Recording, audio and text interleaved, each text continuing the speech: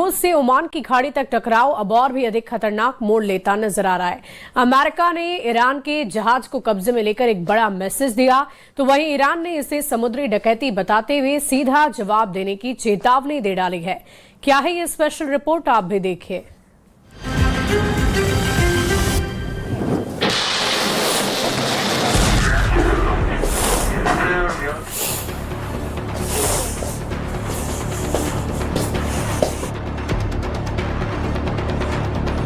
उसका जहाज को पकड़ रखा है। इससे भड़के ईरान ने ट्रंप की फोर्स को समुद्री डकैत कह दिया है, जबकि ईरान के जहाज को कब्जे में लेने के पीछे अमेरिका के अपने तर्क हैं। अमेरिका का कहना है कि ईरान के तौस्का जहाज पर अमेरिका ने प्रतिबंध लगाया हुआ है।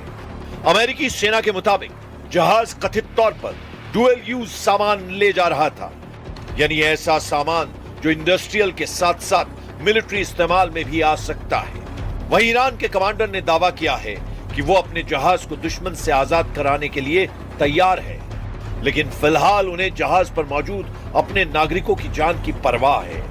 जैसे ही उनकी सलामती की गारंटी मिलेगी तो उसका जहाज से अमेरिका को मार भगाने की धमकी दी गई है।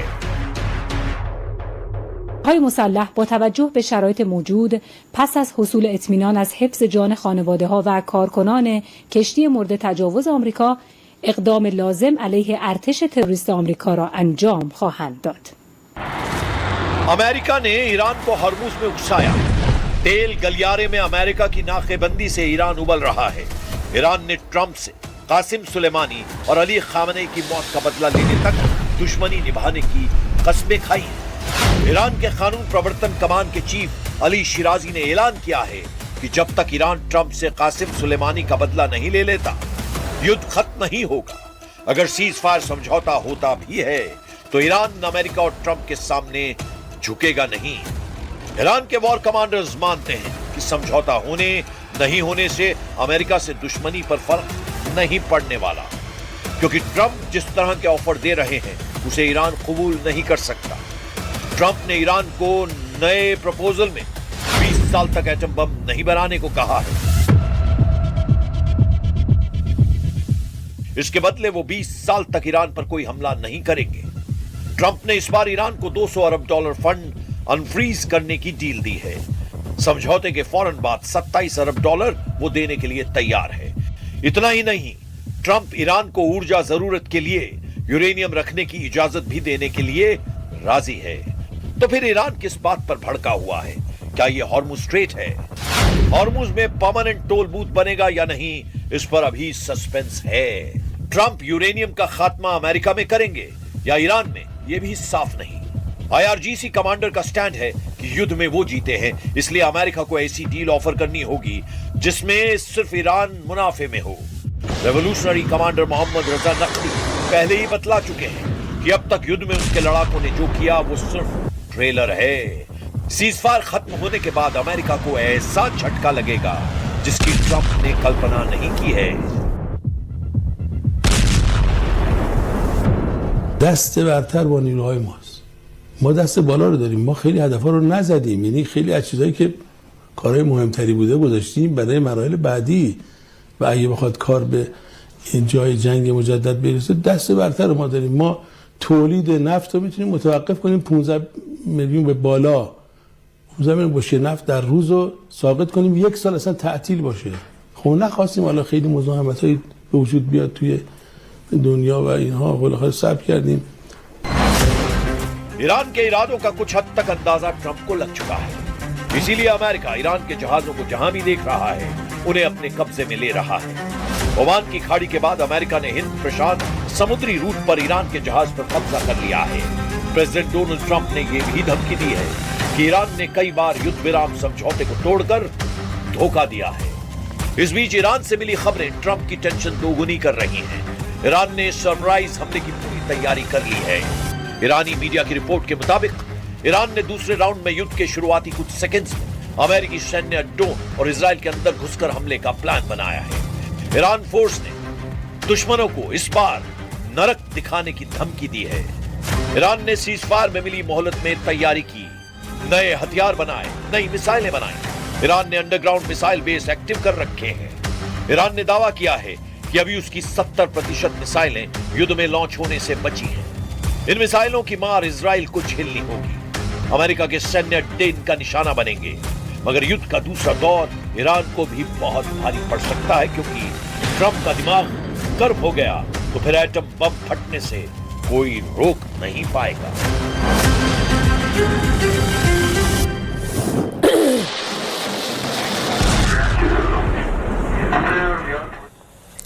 और देखिए, सीज फायर था, बातचीत भी थी, फिर भी डील क्यों नहीं हुई? इस्लामाबाद में शांति की कोशिशें आखिर क्यों फेल हो गई? एक तरफ ट्रंप का दबाव, दूसरी तरफ ईरान का विरोध, नाकाबंदी और जहाज कब्जे में कैसे बिगड़ा पूरा खेल, इस रिपोर्ट में आपको दिखाते हैं।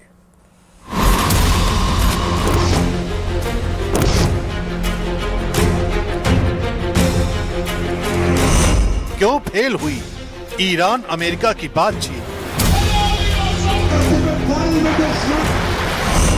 क्यों फिर शुरू हुई ईरान अमेरिका में हॉट टॉक?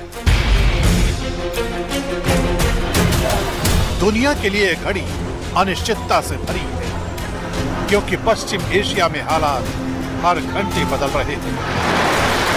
ईरान और अमेरिका के बीच बातचीत इसलिए फेल हुई क्योंकि जमीन पर हो रही कार्रवाइयों ने कूटनीति को कमजोर कर दिया। चंद घंटों पहले अमेरिका ने सीज फायर बढ़ाने का ऐलान किया, लेकिन साथ ही ईरान के खिलाफ हॉर्मुज के आसपास नाकाबंदी जारी रखी, जिससे ईरान का तेल निर्यात प्रभावित हुआ। ईरान ने इसे युद्ध विराम का उल्लंघन बताया और कहा यह युद्ध अपराध है। यही नहीं, 19 अप्रैल को अमेरिकी नौसेना ने ओमान की खाड़ी के पास ईरानी कार्गो जहाज टोस्का को कब्जे में ले लिया, जिसे तेहरान ने अंतर्राष्ट्रीय कानून के खिलाफ बताया। इन दोनों घटनाओं ने भरोसे को पूरी तरह से खत्म कर दिया। नतीजा ये हुआ कि इस्लामाबाद में पाकिस्तान की मध्यस्थता में चल रही शांति वार्ता बिना किसी ठोस नतीजे के टूट गई और दोनों देशों के बीच तनाव बढ़ गया। इस तनाव को ईरान की चेतावनी से समझिए। ईरान के खातम अल अंबिया सेंट्रल हेडक्वार्टर ने साफ कहा है, अगर इस्लामिक रिपब्लिक के खिलाफ कोई भी कार्रवाई हुई तो जवाब पहले से तय ठिकानों पर पूरी ताकत से दिया जाएगा। ईरान की फौज लंबे समय से पूरी तरह तैयार है और ट्रिगर पर है। बच्चों का कत्ल करने वाले ज़ायोनिस्ट शासन को पहले से भी कड़ा सबक सिखाया जाएगा। यही नहीं, सीज फायर के इस दौर में ईरान किसी भी तरह की नरमी दिखाने के मूड में नहीं है। सीज फायर के इस दौर में ईरान अपने इरादे और ताकत दोनों का खुलेआम प्रदर्शन कर रहा है। तेहरान के रेवोल्यूशन स्क्वायर पर हजारों लोगों के बीच खुर्रम शहर 4 मिसाइल को सार्वजनिक तौर पर दिखाया गया, जो ईरान की लंबी दूरी की मारक क्षमता का सिंबल मानी जाती है। इसके साथ ही फतेह 110 बैलिस्टिक मिसाइल को भी लॉन्च पोजीशन में लाकर ताकत का संदेश दिया गया। ये सब कुछ उस वक्त हुआ जब सीज फायर की समय सीमा खत्म होने वाली थी। सड़कों पर ईरानी लड़ाकों की रैली और हथियारों का प्रदर्शन साफ संकेत देता है कि तेहरान पीछे हटने के मूड में नहीं है, बल्कि किसी भी संभावित टकराव के लिए पूरी तरह तैयार है।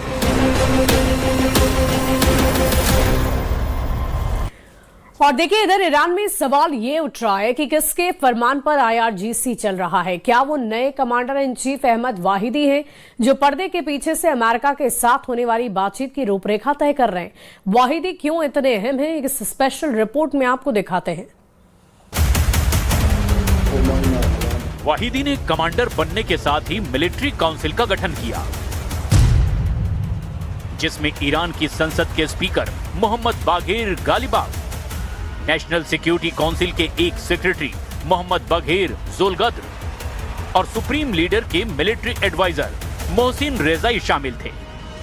गालिबाफ तेहरान के मेयर रह चुके हैं, IRGC की एयरफोर्स के कमांडर भी रह चुके हैं और अब वे इस मिलिट्री जुंटा यानी कि सैन्य शासन का राजनीतिक चेहरा बन गए हैं। मोहसिन रेजाई और जोलगद्र पुराने जनरल हैं, यानी अभी ईरान पर जिसकी कमान देखी जा रही है उसमें कोई भी मॉडरेट या नरमपंथी नेता नहीं दिखाई दे रहा। फिलहाल वाहिदी की अगुवाई में मिलिट्री काउंसिल ही इस जंग में फैसले ले रही है। ईरान के चुने हुए प्रेसिडेंट मसूद पेजेश्कियन के साथ वॉर में चल रहे इस मुल्क की पूरी सिविलियन सरकार को किनारे कर दिया गया। इसका एक नमूना तब देखने को मिला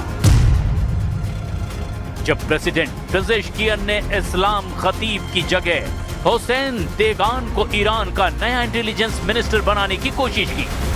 मीडिया रिपोर्ट्स के मुताबिक अहमद वाहिदी ने बीच में ही आकर प्रेसिडेंट के इस फैसले को सीधा वीटो कर दिया और प्रेसिडेंट की लिस्ट खारिज कर दी।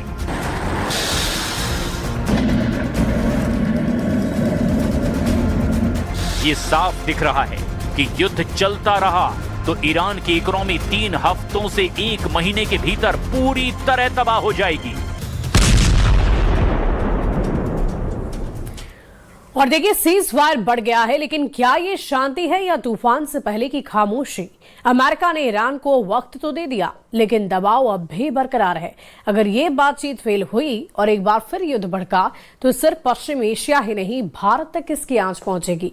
तेल से लेकर ट्रेड, सुरक्षा से लेकर रणनीति तक सब कुछ दांव पर होगा।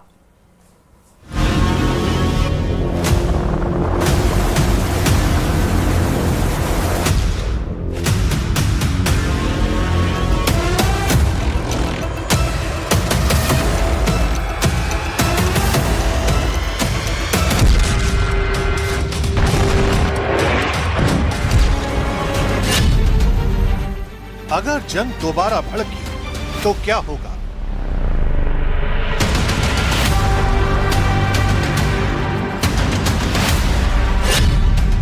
क्या दुनिया एक और जंग के लिए तैयार है?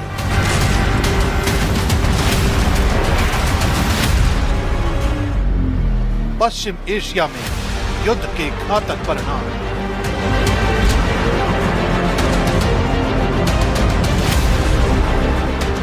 सीज फायर का बढ़ना पहली नजर में राहत की खबर लगती है, लेकिन असल कहानी इसके पीछे छिपे तनाव की है। अमेरिका ने साफ कर दिया है कि ये कोई स्थायी समाधान नहीं है, बल्कि एक अस्थायी ब्रेक है। ईरान पर दबाव जारी है और उसकी हर गतिविधि पर नजर रखी जा रही है।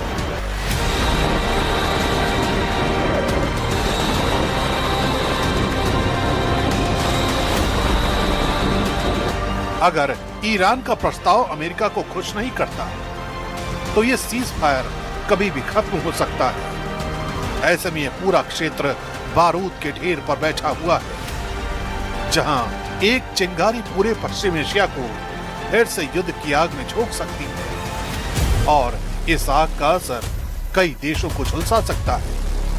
लेकिन कैसे, ये समझने से पहले हमें पश्चिम एशिया के भूगोल को समझना होगा। पश्चिम एशिया एशिया महाद्वीप का वो अहम हिस्सा है जिसे आमतौर पर मिडिल ईस्ट कहा जाता है और जो दुनिया की राजनीति और अर्थव्यवस्था का केंद्र बना हुआ है। ये क्षेत्र यूरोप, अफ्रीका, मध्य एशिया और दक्षिण एशिया के बीच एक रणनीतिक पुल की तरह काम करता है। इसलिए यहाँ की हर हलचल वैश्विक असर पैदा करती है।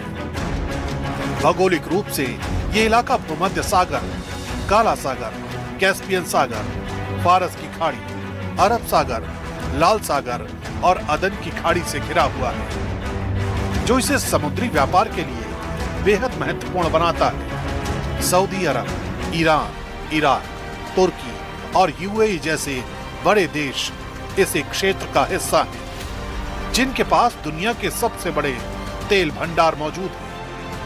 यही वजह है कि पश्चिम एशिया सिर्फ एक भौगोलिक क्षेत्र नहीं, बल्कि ऊर्जा व्यापार और वैश्विक शक्ति संतुलन का सबसे बड़ा केंद्र माना जाता है। और अगर यहाँ दोबारा युद्ध भड़कता है तो सबसे बड़ा झटका ऊर्जा सेक्टर को लगेगा और इसके असर से कोई भी देश अछूता नहीं रहेगा। पश्चिम एशिया दुनिया के कुल तेल उत्पादन का करीब 30% हिस्सा देता है और यही वजह है कि यहाँ की हर हलचल सीधे ग्लोबल मार्केट को हिला देती है। भारत अपनी करीब 85% तेल जरूरत आयात के जरिए पूरी करता है, जिसमें से 50% से ज्यादा हिस्सेदारी इस क्षेत्र से आती है। जैसे ही तनाव बढ़ता है, कच्चे तेल की कीमतों में उछाल आता है, जो तुरंत पेट्रोल और डीजल के दामों में दिखाई देता है। इसका असर सिर्फ ट्रांसपोर्ट तक सीमित नहीं रहता, बल्कि खाने पीने से लेकर रोजमर्रा की हर चीज महंगी होने लगती है।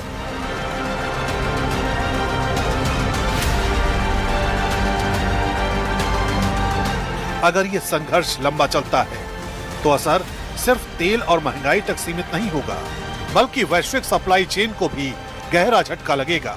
पश्चिम एशिया से गुजरने वाले समुद्री रास्ते, खासकर हॉर्मुज, दुनिया के सबसे अहम ट्रेड रूट्स में गिना जाता है। यहाँ से रोजाना लाखों बैरल तेल और भारी मात्रा में सामान दुनिया के अलग अलग देशों तक पहुँचता है। जैसे ही युद्ध का खतरा बढ़ता है, शिपिंग कंपनियां अपने रूट बदलने लगती हैं या बीमा प्रीमियम बढ़ा देती हैं, जिससे ट्रांसपोर्टेशन की लागत कई गुना बढ़ जाती है। भारत के लिए यह सीधा असर निर्यात और आयात दोनों पर डालता है।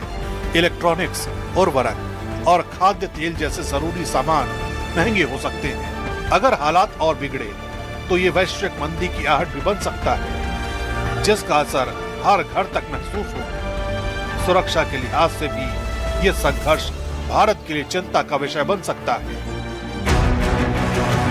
पश्चिम एशिया में लाखों भारतीय काम करते हैं और युद्ध की स्थिति में उनकी सुरक्षा सबसे बड़ी चुनौती बन जाती है। पहले भी ऐसे हालात में भारत को बड़े स्तर पर अपने नागरिकों को निकालना पड़ा है। इसके अलावा आतंकी गतिविधियों के बढ़ने का खतरा भी रहता है, जो क्षेत्रीय स्थिरता को और कमजोर कर सकता है। रणनीतिक तौर पर भी भारत एक मुश्किल संतुलन में फंस सकता है। एक तरफ अमेरिका और इजराइल के साथ उसके मजबूत रिश्ते हैं, तो दूसरी तरफ ईरान के साथ भी महत्वपूर्ण कनेक्शन है, खासकर ऊर्जा और कनेक्टिविटी के मामले में। ऐसे में युद्ध की स्थिति भारत को एक जटिल कूटनीतिक परीक्षा में डाल सकती है। यानी सीज फायर का बढ़ना फिलहाल राहत जरूर है, लेकिन अगर यह अस्थायी शांति टूटती है तो इसका असर सीमाओं से बहुत दूर तक महसूस होगा।